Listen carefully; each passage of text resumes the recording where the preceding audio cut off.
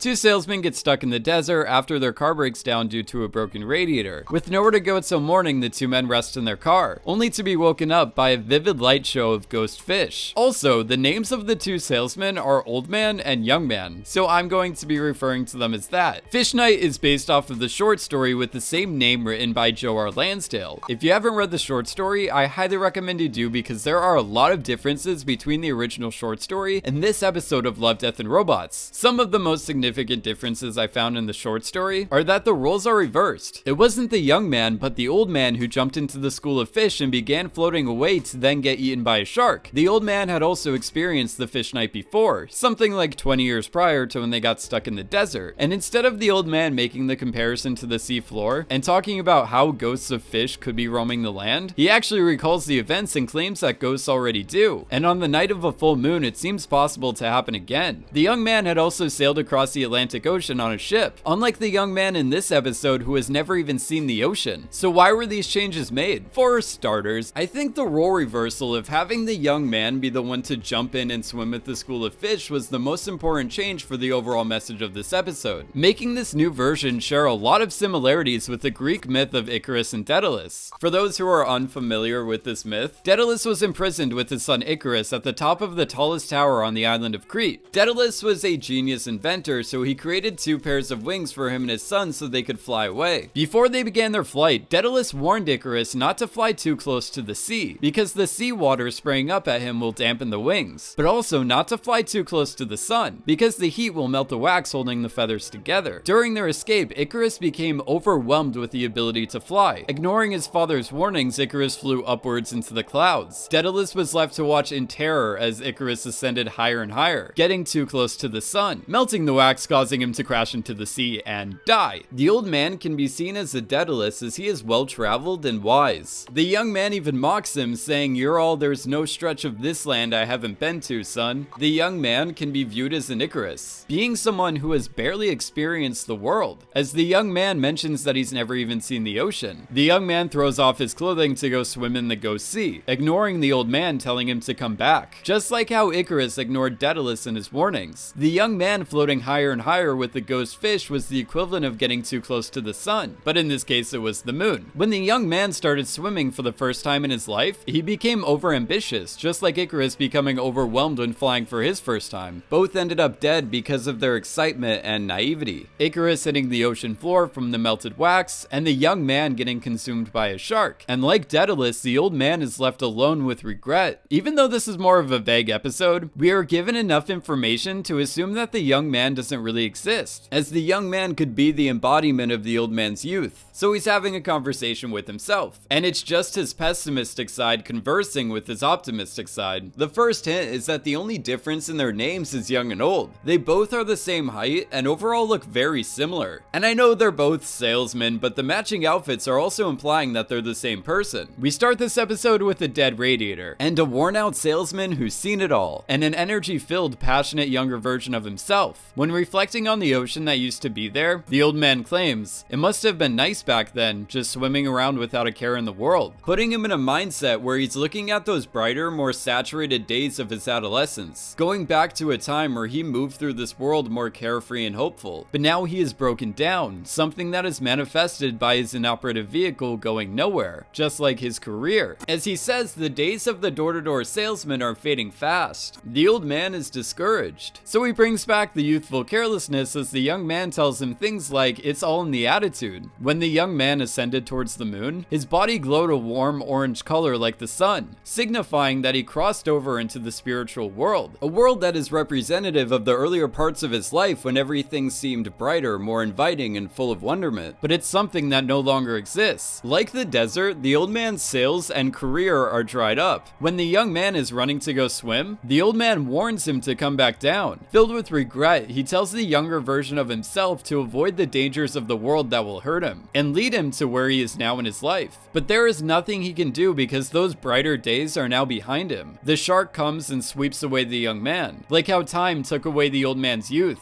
as his younger self becomes a ghost of an older world.